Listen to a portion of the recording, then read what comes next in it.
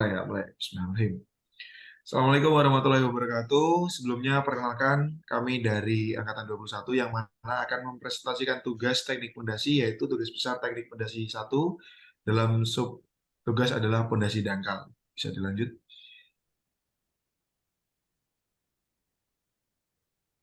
Baik, sebelum memulai presentasi, alangkah baiknya kita perkenalan terlebih dahulu. Yang pertama ada anggota kelompok, yang pertama ada Salman Akbar dari NPM 46.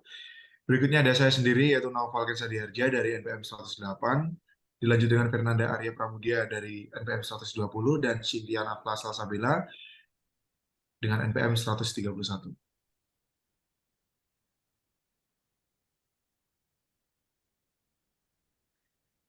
Baik, ini tadi adalah alur pembahasan yang ingin kami paparkan sebelum masuk ke materi. Ini adalah beberapa tahapan untuk merancang sebuah pondasi dangkal. Yang pertama adanya pendahuluan, dilanjutkan dengan data-data tanah dan pondasi serta metode pengambilan data yang telah kami ambil.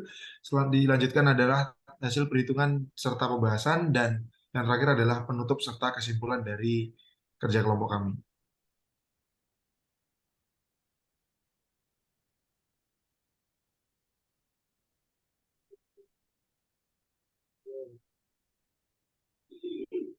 Baik, selanjutnya pengertian dan jenis-jenis pondasi. Sebelum pada tahap perencanaan, kita harus mengerti pengertian dan jenis-jenis pondasi yang sering digunakan, terutama pondasi dangkal.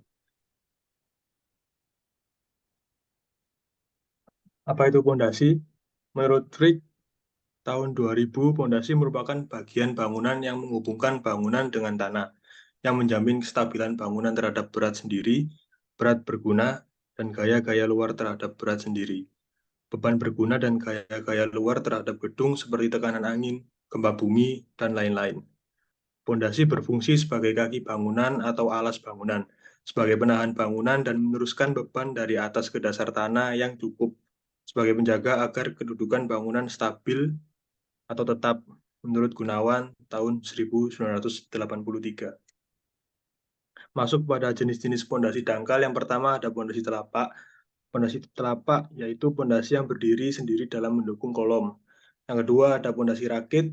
Pondasi rakit merupakan pondasi yang digunakan untuk mendukung bangunan yang terletak pada tanah lunak atau digunakan bila susunan kolom-kolom jaraknya sedemikian dekat di semua arahnya.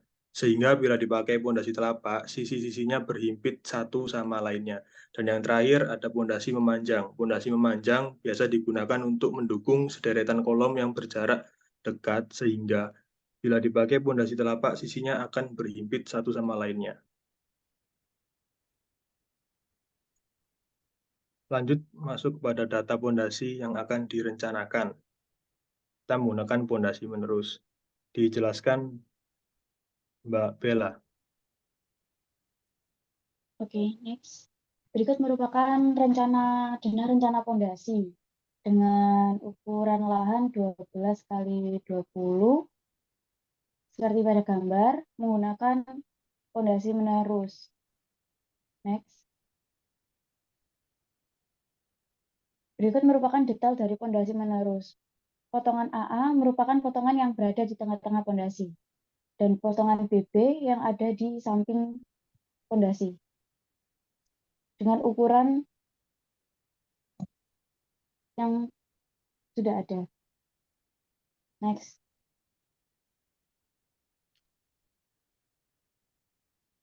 Pada gambar ini adalah detail pembesian kolom, balok, dan seluruh. Kita menggunakan kolom struktur 15 kali 30 dan balok 15 kali 20. Next.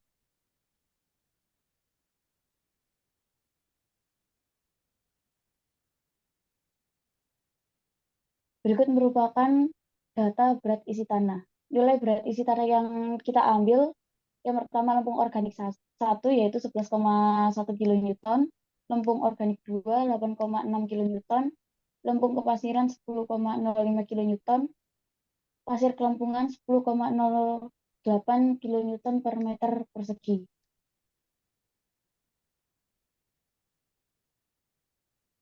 Berikut merupakan data bangunan rumah pondasi menerus dengan SF sama dengan 0,5, sudut gesernya 25%, konstantanya 1,2 ton per meter, kedalamannya 1 meter, B-nya 1 meter dengan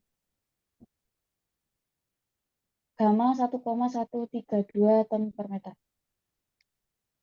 Next.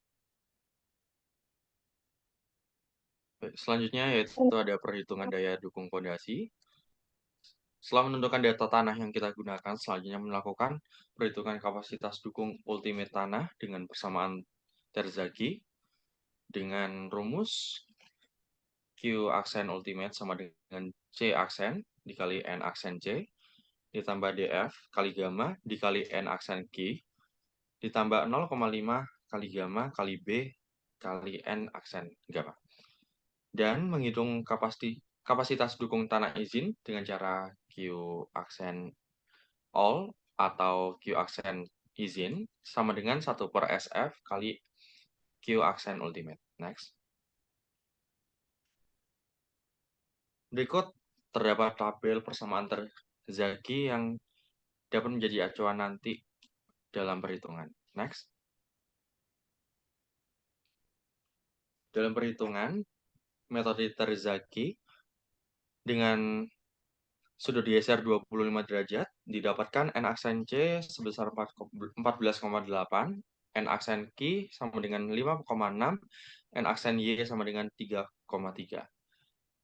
Dengan rumus yang ada yaitu Q aksen ultimate sama dengan C aksen kali N aksen C ditambah DF kali gamma kali N aksen Q plus 0,5 gamma B N aksen gamma dihasilkan Q aksen ultimate sebesar 10.390,376 ton per meter kuadrat dengan daya dukung izin Q aksen all atau Q aksen izin sebesar 1/SF kali Q aksen ultimate dan dihasilkan 4.156,1504 ton per meter persegi.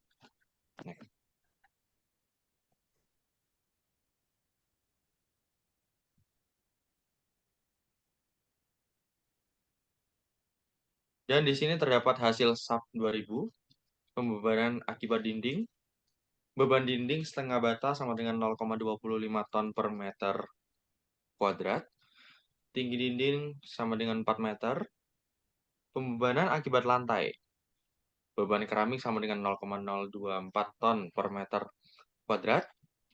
Berat spesi 2 cm sama dengan 0,021 ton per meter kuadrat. Dengan total 0,045 ton per meter kuadrat. Dan beban hidup sama dengan 0,125 ton per meter kuadrat. Next.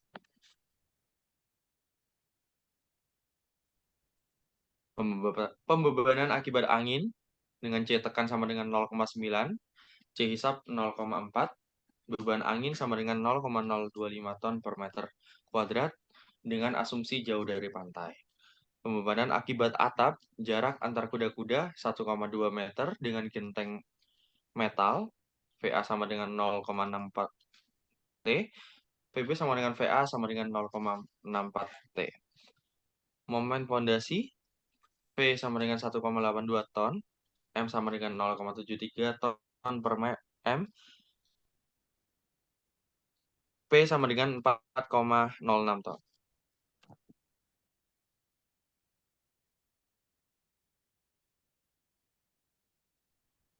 Baik, itu tadi adalah presentasi dari hasil kinerja kelompok kami. Ini masuk ke ranah kesimpulan bahwasanya berdasarkan hasil perhitungan yang berdasar data tanah yang telah kami dapatkan, dapat ditarik kesimpulan bahwasanya Q ultimate didapatkan sebesar 10.390,376 T per meter persegi, yang mana ini adalah lebih besar dari Q izin sebesar 4.156,1504 T per meter persegi. Maka dapat dipastikan pondasi tersebut aman berdasarkan data tanah yang telah kami dapatkan. Dan kesimpulan yang kedua, berdasarkan pengecekan software aplikasi SAP 2000, maka diketahui P sama dengan 1,82 ton, M sama dengan 0,73 ton per meter, dan P sama dengan 4,06 ton. Dengan ini diakhiri dari kelompok kami besar harapannya kami selaku mahasiswa berharap besar dan berharap lebih dapat dikritik serta diberikan saran untuk menjadi mahasiswa yang lebih intelektual ke depannya. Sekian dari kelompok kami. Wassalamualaikum.